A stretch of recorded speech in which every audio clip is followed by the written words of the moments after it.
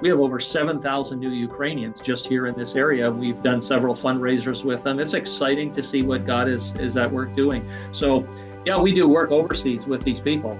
We have them locally right on our doorstep here in our Canadian context as well. But it's all across Canada. We have over 200,000 of them. So it's pretty neat. It's exciting to be able to work with them. Hello, friends. Welcome to GalCom's Mission Compass, your guide to the Great Commission. I'm Ron Harris.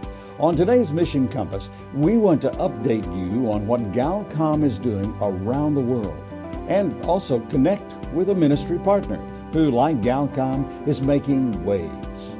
Where do you fit in the Great Commission? Well, keep listening. We may have an answer for you. And here's your host, GalCom's Tim Whitehead. Well, thank you, Ron. Thank you, friends, for joining us here on the Mission Compass. Great program. Bill Ball, Slavic Gospel Association, is going to join us talking about the war in the Ukraine. It's been going on over 1,000 days. Thought it would be a bit of a somber conversation, but actually it's pretty encouraging what God is doing through their ministry in the Ukraine. But before we get there, just a quick couple updates here from GalCom and our distribution of solar-powered radios and audio Bibles. We don't talk about it a lot because we want to get you involved in missions somewhere else, somehow, some way around the world. And if we only talked about radios all the time, then that'd be a pretty narrow focus. But anyways, thank you. Thank you to all of you that made a special gift at your end. We are blown away. Thank you for your partnership. Thank you for your vision. Thank you for your participation in the Great Commission. It means a lot to us. It means that people around the world are going to hear the gospel in their mother tongue. They're going to be able to understand it. They're going to have a radio locked into teaching, daily teaching, helping them to learn more and more about God, going deeper in their relationship with them. So God bless you for doing that and partnering with us at GalCom. And now we want to get you involved personally, hands-on, doing something in the gospel. Bonnie Saylor is going to come up with our Reset Devotional. Stan Jeter's got some instructions on how to use your smartphone as a news reporter, gospel news reporter, and then Bill Ball is going to share with us about what is going on in Ukraine. So stay tuned. Here comes Bonnie. Could God ever work a miracle through you? I'm Bonnie Saylor with Reset. Kay loves working in the garden in front of her home. She noticed a young man who walked by every day, earphones on, head down. I'm going to get that kid to talk to me, Kay thought. One day, Kay pretended to take headphones off of her own head and looked at him with a smile. Every day you walk by here, but you don't see anything. Some of us would like to know you, she said. I'm walking to the grocery store where I collect shopping carts. I like to play my music, he told her. As Kay greeted him day after day, she realized that he might be on the autism spectrum. Weeks went by, and a man and a woman who lived up the street stopped to chat with Kay in her yard. Kay hadn't met them, but felt prompted to ask, "Do you have a son who walks by my house? I talk to him all the time." Stunned, the couple said, "Yes, but he is autistic. He never talks to anyone. How did you get him to talk to you? We've been praying that he'd learn to communicate. We can't believe this. This is a miracle." The fact is, hurting, needy, confused, fearful, and broken people are all around, and that includes us. When Jesus sees us, he has compassion on us like Kay had for that young man. Scripture says, when Jesus saw the crowds, he had compassion on them because they were confused and helpless, like sheep without a shepherd. God uses us to work miracles when we offer our eyes to see people around us as he sees them, and when we offer our mouths to speak his love. He can use you, too. I'm Bonnie Saylor with Reset. To read, share, or hear this again, or to find more resources like this, visit guidelines.org. Well, friend, every month we want to take some time to get a story from around the world from GNA News about what God is doing. We want to be witnesses. We want to be telling the story. And we also want to equip you to be a better evangelist, cell phone evangelist. So that's what GNA News is all about. And their founder, Stan Jeter, joins us now. Stan, Happy New Year. Well, Happy New Year to you and the team there, Tim. Thank you. Can I go right into it? We are hearing so much about artificial intelligence these days. That's very 2025. Good. All right, go ahead. Yeah, and it's confusing. Actually, I just watched the evening news, the night before, last night. And they had a big story on artificial intelligence doing deep fake scams. Yes. Where they can actually visually and voice-wise impersonate someone and draw somebody into, giving up money. So, I mean, there's scary things about artificial intelligence, but the good news is that there are also very exciting things. So I want to talk about how we can use AI in the church. Or we can use AI for our ministries or in very practical ways. So let me give you an example of how advanced AI is today by playing 2 minutes of an audio blog created by AI for the Global News Alliance. Now, this totally blew me away. It was just a test, but here it is. Welcome to a deep dive, and this time we're looking at something you don't always see. Faith-based news, but not the usual headlines, We're going deep into the Global News Alliance website for this one, and honestly, it's been kind of refreshing. Yeah, definitely different. It's all about those positive impacts that faith communities are having around the world. A lot about hope, a lot about resilience, the kind of stuff that usually gets drowned out. Exactly right. So we're not going to debate politics or argue theology. We're diving into stories about people beating the odds, communities coming together, really how faith sparks action all over the planet. What kind of stuff stood out to you when you were looking through this? Well, one that really caught my eye was this thing about the Philippines. It's called The Blessing of Mobility and Faith. And they mentioned this group, Joni and Friends. They're doing really amazing work. Joni and Friends, hold on. That name rings a bell, but I can't quite. Help me out here. So they're a global nonprofit, work with people with disabilities, think about providing wheelchairs, mobility devices. But in developing countries, that's Joni and Friends. Right. Okay, now it's coming back to me. And that kind of mobility, it's not just about getting around, right? It's bigger than that. Totally. We're talking access, opportunity, the whole deal. Breaking down barriers to education, to jobs. Heck, even just hanging out with people. It's empowering people, changing lives. Shows you how faith turns into real concrete action. Makes you think about the ripple effects, One wheelchair, suddenly someone's got this whole world open to them. Stan, just to clarify, those were computer simulated voices? Yes. Oh my goodness. Yes. I've been a radio announcer in my past life, but I could not distinguish that. In fact, they do a better job than most announcers I know. Yeah, better articulation than me, for certain. So I was blown away. How did we do it? Our training director, Sam Ebersol, instructed a Google AI program to examine our GNA website, all the information it has on who we are, what we do, and the video news stories we display. So the audio blog you heard was just 2 minutes of a 10-minute conversation AI created for us. Dr. Ebersol also took his camera to an AI Christian hackathon in Pueblo, Colorado. Now, I wasn't familiar with hackathons until the recent past.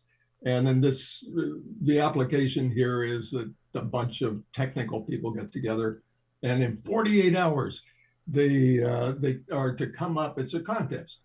They're to come up with an application that uses AI for the benefit of the church and ministries. So Sam produced a series of 3 stories on the hackathon, and I want to share a short excerpt, just part of a story with comments of some of the leaders at the event. What I love about this hackathon is that Glue has been able to convene a really, I would say, generosity-minded cohort of leaders, technologists, coders, strategists, to be able to think through what might the broader church need and experiment together. I'm amazed who God has gathered, and of course that was not on accident, right? He's very purposeful. I think we have the right people to have deep conversation Yvonne Carlson, Chief Technology Officer for Global Media Outreach, is a mentor and judge for the competition. She's also part of the working group that is looking at critically important issues around the responsible deployment of AI in a ministry setting. Just because we can doesn't mean we should. So I think having a posture where you have guidelines when you're implementing these tools is really, really important. We definitely need prayer. We need prayer for discernment, and we need prayer that we will implement these technologies in a way that would honor the Lord. Pray for the harvest. Pray that God will use these tools to reach more people than ever with the gospel. Hey, I am a big fan of hackathons. We benefited here at Galcom. There's an organization up here not far from our office called Faith Tech. And we went to them and said, we want to make an app because a lot of the radio stations we built around the world, they want to stream their audio. And we want to make a cell phone app for people to listen to those stations. Really simple. And so all it cost us was a bunch of pizza and pop to keep these guys going for, I think it was like a 48-hour hackathon. And we have a great app that's now being used by about 25 Christian radio stations all over the world, from Bolivia to Nigeria and on. So people can listen not only using our solar-powered radios, but also on their cell phones. So what a great way. And the second thing I want to mention, Mission Compass is all about people using their skills and abilities for the Great Commission. And often tech people, they go to the pastor, they go to leaders, hey, I want to serve. And they go, go work the PowerPoint. Like, they just don't know what to do with these guys. So this is great to see them being able to use their God-given gifts, abilities, skills, education to serve God. Yeah, and as Yvonne Carlson was saying, she's from Global Media Outreach. And there were people from a lot of organizations there, and even internationally. Some very interesting people. She said, let's pray, pray, pray for the harvest, pray for these technical people, pray that, your vision, pray that the technical people that are in the church will be able to use their talents and their skills for the Great Commission. If we pull more of those resources into action, I think the work of the Great Commission will speed up tremendously. Absolutely, I agree. I know I reached out to our friends at Wycliffe Bible Translators. I was doing a presentation on tech and missions at a Prairie Bible College out in Alberta, famous missionary school. And I called them up and I said, I'm doing this thing on tech and missions, and I don't know what the next step is about AI. I developed this presentation a couple years ago before AI was really a thing. And I said, what are you using with AI? And they are using it to help with developing alphabets and accelerating Bible translation work. So it's a great tool, as it was said in the video there, if it's used properly. Do we ask, should we, not just can we? And so great to see all these people with great skills and abilities using it for the Great Commission. And Tim, it's always great to team up with you to encourage people to do that very thing. Yeah. Now, we've gone a little bit longer than we usually do, so I don't think we have time for a tip like we usually get to equip our friends listening and watching on YouTube to be part of the Telling God's Story through GNA News. So friends, go to gna.news. You can watch the video there about the hackathon, and then there's a whole section with tips and tricks on how to use your smartphone to tell the story of what God is doing in your community, in your church, in your ministry. And then you get it on GNA News. It gets distributed around. You encourage others. And I'm always encouraged to stand by the stories you bring us. So thank you for doing this again. Thank you, Tim. It's a privilege. Bless you. Well, friend, we are coming up on the 3rd anniversary of the war in the Ukraine. February 24th, 2022 is when Russian forces rolled into the Ukraine. They'd already been active in Donetsk and other areas and causing all sorts of harm and trouble. We've been following along, not politically, not following the military actions, but ministry-wise. And it's been quite a while since we've had the president of the SGA, Slavic Gospel Association in Canada, Bill Ball, with us. And so I thought we need to find out what's going on the ground, what God is doing there. Bill, thank you so much for joining us again here on the Mission Compass. Thank you. We're glad to be with you. We really are. Thanks, Tim, for the opportunity. So, no fake news, no agenda. What do you see on the ground? Just give us a quick update before we start talking about ministry. What are things like there? Right now, as we speak, we're in the middle of winter. It's damp, it's cold, it's wet. Many people have the infrastructure's being knocked out in many places. So they are working on maybe anywhere from 2 to 6 hours of power per day. It's cold and it's a difficult life. But I'm going to tell you, these people are rejoicing in the Lord, and many people are coming to Christ, and we're seeing our churches packed beyond capacity. So there's some amazing things happening in the midst of some of this difficulty. After nearly 3 years now, people are just this is life, and they take it day by day. And that's their attitude, and they are trusting God to supply their needs, and we do so as a mission to come alongside and help the people. That's what we do. We partner with these dear people that love the Lord. I know I have some friends that have Ukrainian friends. I'm half Ukrainian. My mother's Ukrainian, and so we've got a lot of family and friends. They came over to Canada, and now they've brought family over and so on because of conscription and other things. What are you finding about the family units that are there that don't have family in Canada, U.S., and other places to go? What's the impact on them? Many families have been touched. Conscription is commonplace now. As you go down the streets, you'll see buses roll up with military soldiers. They will take men right off the street. I've seen it. I've witnessed it personally. And in fact, we had an employee who was taken, and I had to replace him with another fella who we hopefully will not be taken. That's just life on a day-to-day basis. It really is. It's tough. Yeah. I couldn't imagine that. I just trying to picture myself walking down the road and that happening.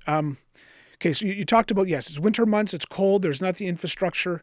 What are you at the SGA doing to meet those? I know that you have this incredible amount of practical work. Yes, you're preaching the gospel. Yes, you're equipping pastors, but you have really pivoted. I remember when we first started, you were sending over skid loads and tractor loads full of just food and supplies. What are you doing now? Are you still keeping that up, or? The warehouses have closed in Poland that we were using at one Oh, time. So we buy everything locally now. It's easier for us to purchase the goods that we need from different locals, and it gives them somewhat of an income.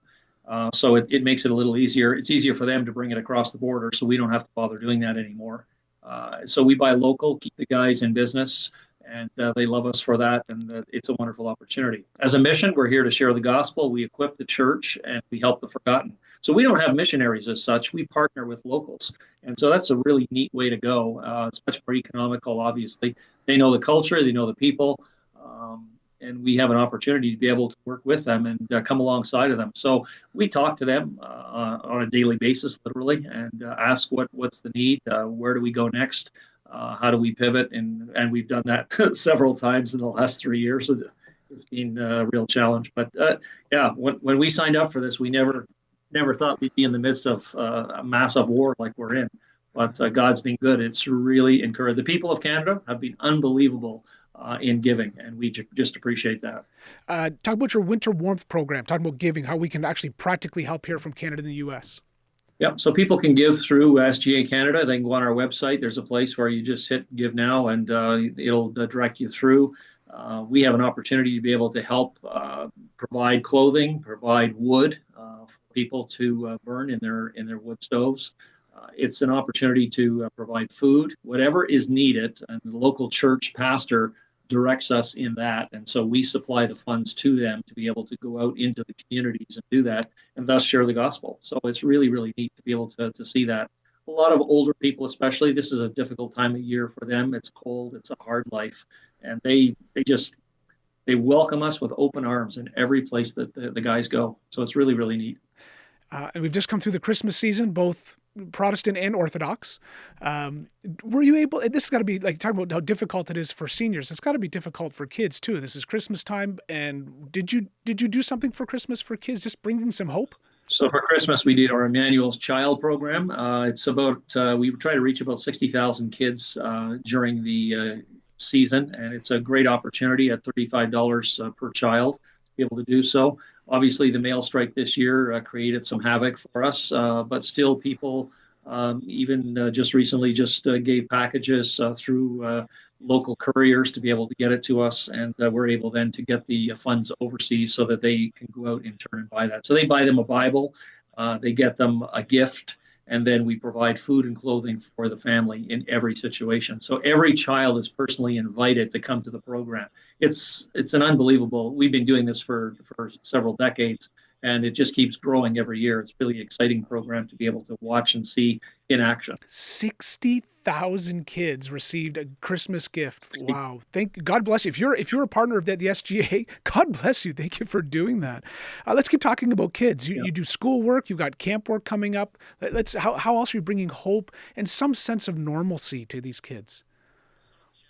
Some of the challenges being obviously the schools have taken a direct hit in some of the communities from the bombs that have been dropped. And even in some of the bigger cities now, you will see certain places within the subway system where they are building underground Whoa. school classrooms, so that the kids are safe to be able to go to school. And so that's a new phenomena that we've seen happening, a new pivot that's taken place, obviously. We're it's whatever we can do to try and help them in that way, providing school supplies and all the different things that are needed in that type of a situation as well. So yeah, think that through. That's a whole different way of living for the children, and it's tough on the kids. It really is. So many kids have lost their dads. There's you have a widow who is taking care of their children, and maybe grandparents are trying to help out in those situations as well. And we're seeing that by the hundreds, by the thousands, where that's families have been affected in that way. You do have a way, though. So we've talked about how to give. So you can give towards the Winter Warmth program. I'm sure you can just keep on supporting the children's program. But there's actually, we were talking off air, there's actually an opportunity for people to go to the Ukraine to serve. So yeah, we in May of 2024, we decided that let's see what we can do. So we started talking to some of our partners, and over in the Carpathian Mountains on the western side of Ukraine, near the border of Poland and Romania, we have a camp property, and our guys said, why don't you come and help us put together something? It's a fairly safe place to go. It's the furthest west you can probably go in Ukraine, and so we created a camp program there where they bring in over 1,000 kids in the summer. And it's very primitive, but we went in and said, well, let's bring that up a few notches, and we'll bring some contractors and some handy people in, and even just some people who with limited skills, just to go in and have a helping hand to go in and help do that. So we went in and put up a big 2-story building for them in 2 weeks. It's being finished now during the winter. The interior is being completed right now by some of their fellows, which is fantastic to see happening. And they've invited us to come back again, May of 2025, to be able to come and be a part of that. And I would just say that if people are interested, if they have a skill set, or even if they're just wanting to be handy with their hands and help out wherever they can push a broom or whatever, cut a piece of wood, put some screws in, those kind of just basic skills. We're inviting people to come and be able to share in that. We have accommodations just down the road in a hotel where the people are able to stay, and then they just walk up the road in the morning to the camp and are provided all the food and everything that's needed by the locals. They are fed well. I've been there. I've seen it. I've attested to that. And they had a great time, and they've invited us to come back again to be able to continue building this camp property up to a level that's more acceptable and inviting for many people to come. So we're inviting people to come. So they can reach us online. They can go on our website at sgacanada.ca and be able to let us know that they're interested, and we'll get back to them and give them further information. Wow. Okay. So this is a great opportunity. But you said 1,000+ kids over the course of the summer are going to be there. Now, are you also involved, or are your network of pastors there? Are they the ones involved in teaching the kids, discipling the kids, and doing all the program? Yeah, our guys are all involved in that. That's how we first became a part of this camp ministry, and the regional pastor invited us to come to be a part of this. We support several pastors in that region, and they said, "Yeah, let's make it happen." So we went in, and I'm going to tell you, these guys, they know how to work, they know how to pray, they know how to get down on their knees and get dirty, and really make it work. And it was fun. Our guys really enjoyed their time together there. And I tell the guys, I'll tell you this, Tim, this is the way it works. We'll get you the tickets to get overseas, but you pay for them. We'll get you to pay for them, but we'll buy them for you, and then we'll take care of you while you're in country. and get you through the border and all those kind of different things. And so, people get concerned and worried about that because it is considered a war zone. But I'm going to tell you, it's a quiet place in Western Ukraine to be able to come and safely work and do a ministry where we think we're going to have long-term opportunities to be able to share the gospel with many, many people and give them encouragement, give them help. It's a retreat basically for them to go and get away from all of the problems. We bring a lot of kids in from the city, so it's pretty neat. No, it's yes. I used to be involved in Christian camping. I can't imagine how much better and more important and impactful it is for a child in the Ukraine that's, like you said, doing school in a subway to just get out and have some normal life. Now, we've been talking big numbers, 60,000 kids that received help from the Emmanuel Children's Project, with 1,500 kids in a school, 1,000 kids in the camp. We're talking general stories and numbers.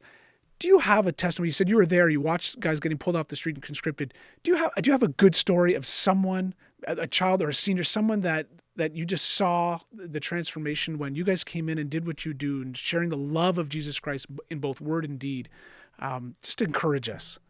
We have a church that we just started supporting this past year in central Ukraine. I won't mention the city, but in central Ukraine, where some young fellas, some young men decided that they wanted to try and reach some of the kids in their community for Christ. So they started teaching them to a more in-depth way of using their laptops and their computers. Everybody has a cell phone and that sort of thing. It's pretty common over there.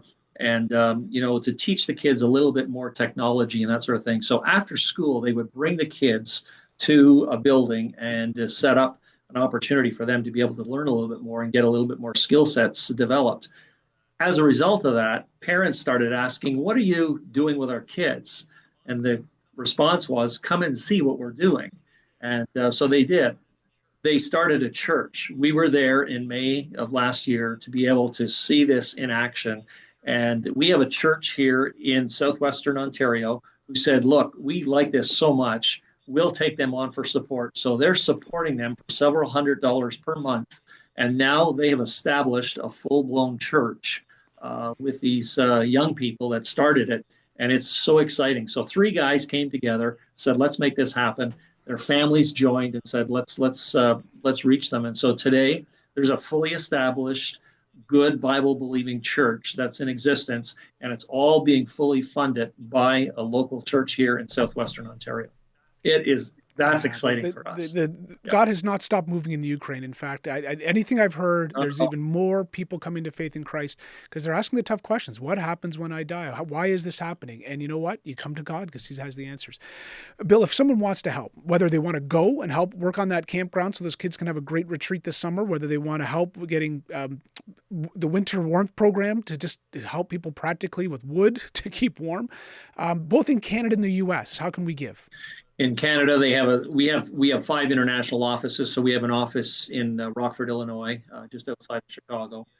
They can give at SGA US. So they have a website there that you can go on. We have an office in England, Australia, New Zealand, and then also Canada, which we're responsible for. And so they can give to us at Slavic Gospel Association Canada and or .ca, and they can be able to give through that gift. And there's also the phone number and everything that's all there as well. So they can get in touch with us anytime. We're glad to chat with them and be a part and see us be a part. And it's exciting. We're working with over 200,000 new Ukrainians that have come to Canada in the last 2 years as well since this war began.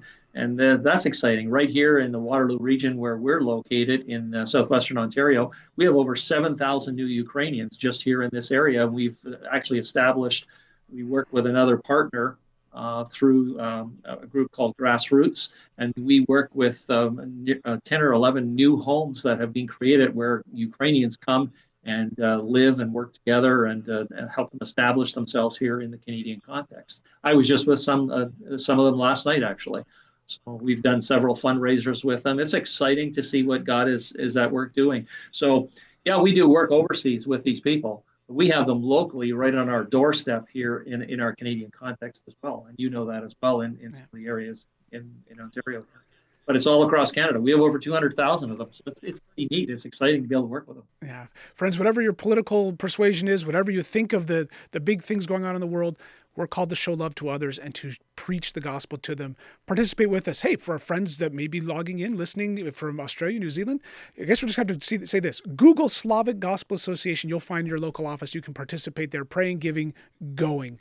Bill, God bless you. Thank you for bringing some encouragement in the middle of something. I didn't expect this to be such a nice conversation. Good to be with you, Tim. Really is. Thanks for the opportunity, and thanks to our donors and all the people across Canada. They just we have an amazing country in which we live in, despite some of the challenges we all face. But I'm going to tell you, we have some great people in this country who give and pray and even go, and we're excited about that. Amen. So thanks. Thanks, Bill. Well, friend, we're at the end of our program today. You've been listening to Galcom's Mission Compass, your guide to the Great Commission. We really appreciate you joining us and would like to send you a special gift. Contact us to receive your free copy of Reset with Bonnie Sala, a 20-day devotional. Visit galcom.org and click on Mission Compass. Fill in your contact info and we'll mail a gift out to you right away. If you enjoyed today's program, you can listen again at galcom.org or on your favorite streaming platform. Make sure to subscribe, follow, and to share. There are many ways to partner with us, and to find out more, visit our website at galcom.org. That's Galcom spelled GALCOM.org. You can also follow us on Facebook, Instagram, LinkedIn, and YouTube. I'm Ron Harris. Thanks for joining us today on Mission Compass, a radio ministry of Galcom International.